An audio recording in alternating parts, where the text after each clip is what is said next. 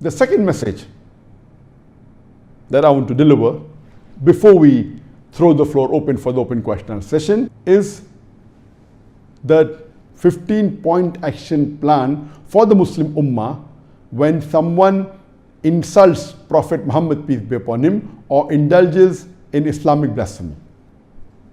I will not be repeating what I spoke last week, last Saturday, in the last session about what was done in France, including the act of President Emmanuel Macron of France. I will not be repeating that.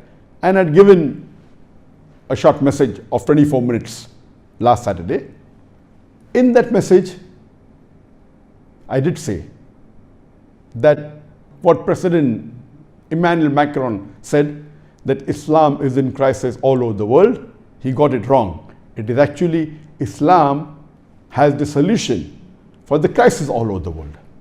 And I requested that if you hear my talk, Islam, the solution for the problems of humanity, it will clarify all its questions. And even my talk on is terrorism a Muslim monopoly, it will reply to the allegations of President Macron that Islam is a radical religion and Islam is a religion of terrorism. It will give the details. I also mentioned in the last session that regarding what Muslims should do, they should listen to my answer, which I gave in 2006 regarding the Danish cartoons. The Jyllands-Posten newspaper in Denmark, which had given caricatures, 12 cartoons of our beloved Prophet Muhammad.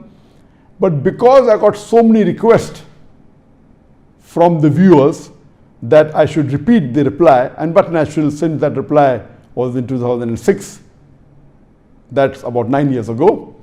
Today I thought of giving a short message on the 15-point action plan for the Muslim Ummah when someone insults Prophet Muhammad, peace be upon him, or indulges in Islamic blasphemy.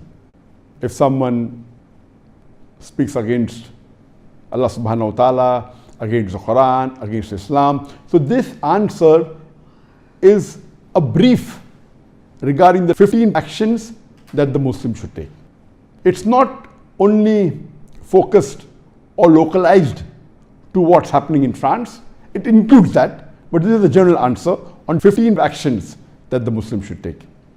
This answer of mine will just be touching on the highlights of the 15 points. I will not be going into the details because this is a question answer session. Each action or each point in detail can be spoken for an hour or more. It requires a lecture. So this I'll be just touching the salient features of the 15 actions that Muslims should take, and it will be specifically dealing on this topic. I will not be discussing about the general farais that all Muslims should do, that we Muslims should be good examples to the non-Muslims, that we should be honest, we should be kind, we should be merciful, we should be humble, we should be helping. All this is spoken by me in detail in other various lectures of mine. So today I will be hitting the nail on the head, only speaking specifically of the 15 actions that the Muslim Ummah should take when someone insults the Prophet or someone indulges in Islamic blasphemy.